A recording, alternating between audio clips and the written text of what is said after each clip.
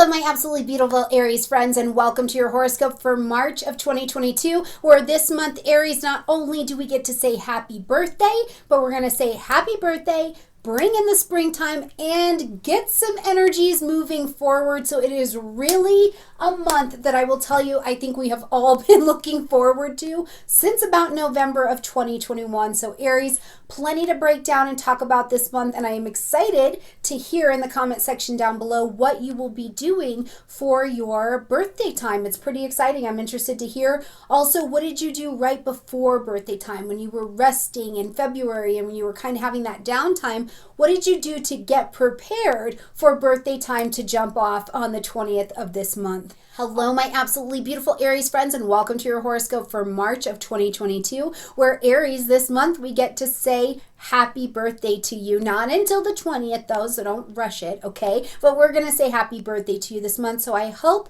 that throughout the month of February, you took time to allow that 12th house sun to rest, to recover, to recuperate, to go to your spiritual isolation or quiet and see what you need to do to be prepared and recharged for your annual year as the sun comes into your sign. I'm very excited to hear about what you did to rest and recover and what you're planning so that I can put my energy in with yours to have the blessings for this new year coming up. Now, Aries, the other thing I think is so exciting this month is that we've got all of the planets direct. Now, we do have planets coming into their pre-retrograde shadow time, so we are going to still start some retrograde cycle here, but it's nice and quiet. But so for the most part, we've got the mass of the planets. They are in direct motion, which means this month we're moving forward, right? I think some of us have been waiting to move forward since about, November of 2021.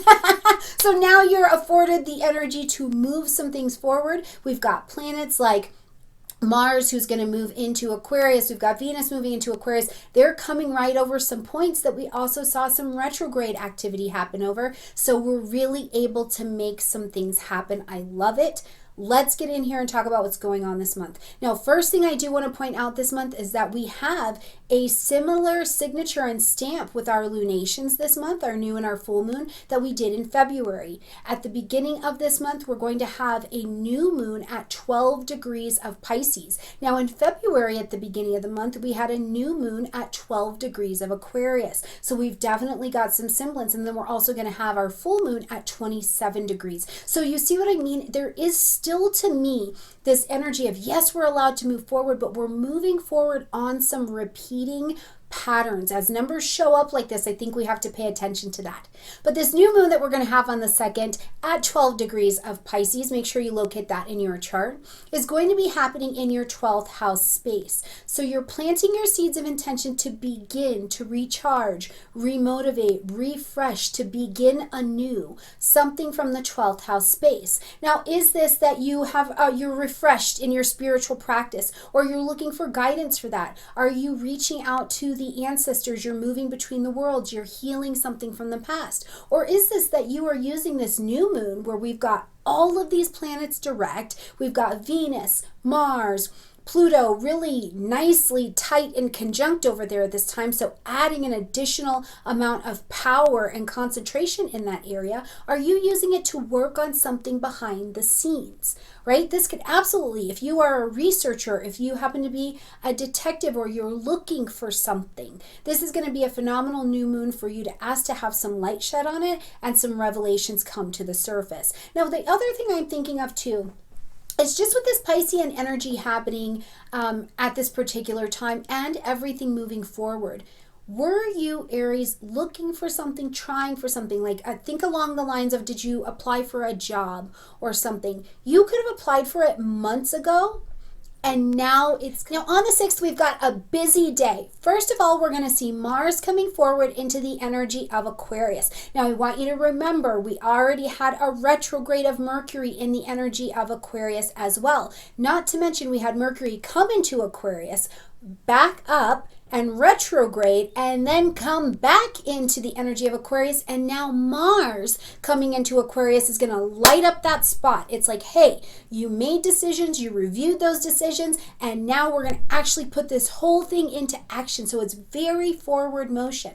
So Mars coming into your 11th house space, friends, social groupings, social media, things around technology, your long-range plans, goals, designs, whatever it is. As Mars activates this area, you're going to start doing things. You're going to find that this area is busy. Maybe you're joining an educational institution. Maybe you're doing things and it's quick and it's short and it's erratic, but you're doing a lot of different things. Whatever it is, be very open-minded with the approach that you take to doing new things that come to your table, or even taking action on the old things that you saw. Be very open-minded, be very flexible, because it might really be an innovation to the way you're used to moving and working, okay?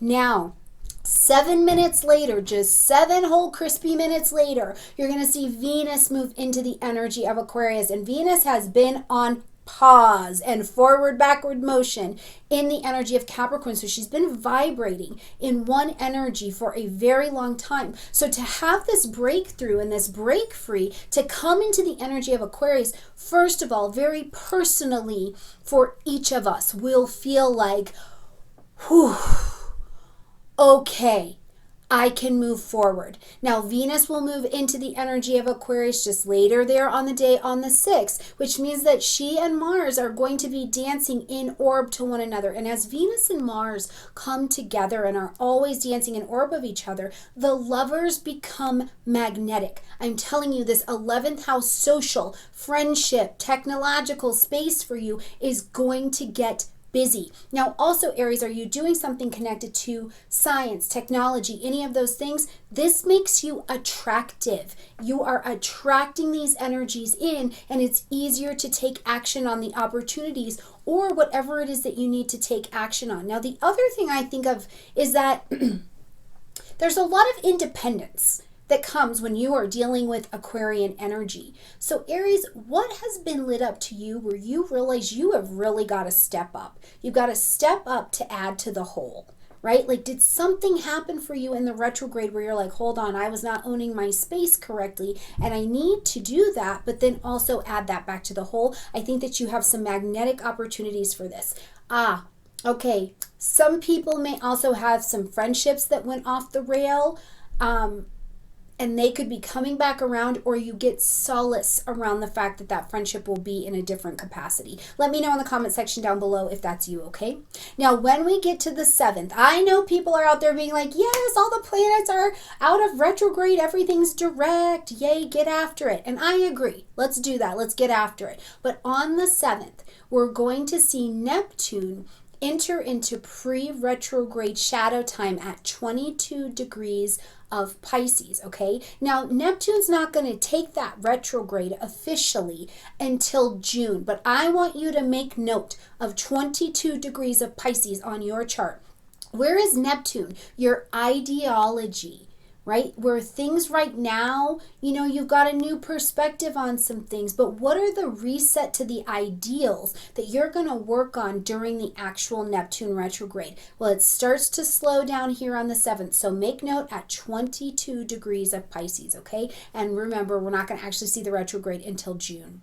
Now, on the 9th, we see Mercury moving out of that Aquarian bag of energy that's been very concentrated. The 11th house has been concentrated. We see Mercury moving into the energy of Pisces, where Mercury is considered to be in fall, not as comfortable, not as powerful, because Mercury likes to whip and zip and do and move, and I'm over here and give me clarity, give me facts, right? Pisces doesn't work like that. It's working in the water. It's like trying to see between the fog or the water, right? Everything is not clear, and Pisces is typically a very vague answer, like everything's everything, and it's like Mercury's not trying to hear that. So as Mercury moves into Pisces, you may not feel the strength of your 12th house. You may feel like you really have to feel through what is going on to bring the emotional intelligence level up, right? You have to connect from here to here to get it done. And that's a beautiful thing. That's where I actually think we see Mercury working beautifully in the Piscean energy. Other things to think of in this space: Mercury will help you be stronger, to trust your intuition, to notice patterns that come up to you. Are you catching flashes of numbers or patterns or symbols that are coming your way? Did you have something from your past that you need to assimilate and you need to process? Mercury is going to be powerful in doing this at this time, and certainly Mercury anywhere near the 12th house could act like a little bit of a retrograde energy, so you can still have information coming through for you to bring some closure to as well. On the 18th, we've got a full moon happening at 27 degrees of Virgo. This is going to light up your 6th house space. The full moon says something has to be ended, acknowledged, or adjusted. We need to make a bit of a course correction. But the course correction with this particular full moon in that 6th house is really in a nice harmony to Pluto, who's also in Capricorn, another earth energy. So I think that this particular full moon is actually quite healthy, because I think what's happening with this Virgo energy, Virgo wants you to be the best that you can be, the most healthy, the most on track, be of service to things in your life, right? So this is a full moon that I think they're vibrating next to Pluto, which has been a lot about structures and where things need to die off in order for you to mature and come to the next place. I think that this full moon just really kind of offers you enough light to say, where am I not actually able to use these particular tools of daily living to be of service in my life and to be successful? What techniques am I using in my life that maybe are not as efficient as they could be anymore? Now, it's still a full moon bringing things to culmination, so I'm telling you, whether it's your relationships or work or things in your health, this full moon might end what the daily routine has looked like. And then it gets course corrected to what it needs to be next. It's all about service and efficiency. So if you're getting to have that dynamic or you're getting to review those things, remember this is right on time. And likely with the moon over in Virgo and the sun over in Pisces, the sun is also showing you in a fair amount of light. Are there attitudes, actions, behaviors, ties from the past, maybe even places of immaturity that don't work anymore? And because you're seeing them at an emotional level, you're prepared to surrender them and come to the next place, the next step that needs to come up in your life. So think about this in a very daily routine, health and wellness, service, job project kind of way. On the 20th, the sun enters into the energy of Aries. Happy, happy birthday. This is your solar time, your new year. What will you do with the sun in your first house? What will you take yourself out to see? What will you change in your external environment? What is available to you to feel like you can pioneer the next phase of your development? Happy birthday, Aries. I'm very excited about that. Now, on the 27th, Mercury has whipped and zipped through Pisces, and I know it was like, ooh, okay, I made it, right? But as we get to the 27th, we see Mercury now move into the energy of Aries, where it's in a lot more power, able to move and groove freely, zip and whip as it would like to, gather information, but really, one of the things I think is important about the sun and Mercury being in this particular space together is that your thinking becomes very independent. You're like, I want to go. I want to have the experience. I want to do it.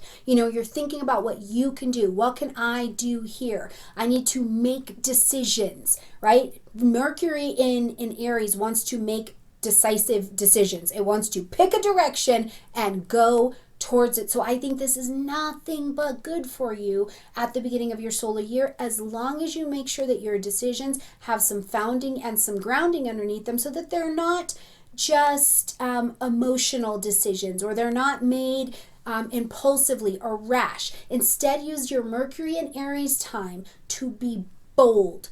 Make that bold decision. What are you willing to stand up, step up for? At this time, you are making the decision to do it, and you will be accountable for everything that comes with it as well, and there's a lot of power in that. Aries, I'm excited for the month. Lots of moving forward is available. And remember, the universe is kind and loving and wise. And if you feel like you're off track, if you feel like it's hard, the universe is not going to make you go back to the very beginning. It's like GPS. It's going to reroute you and give you tools and skills and helpers right where you are at. So trust that and look around for where you can move forward from where you are, okay? Have a gorgeous month. Happy birthday. I love you, and I'll see you next time. Bye, Aries.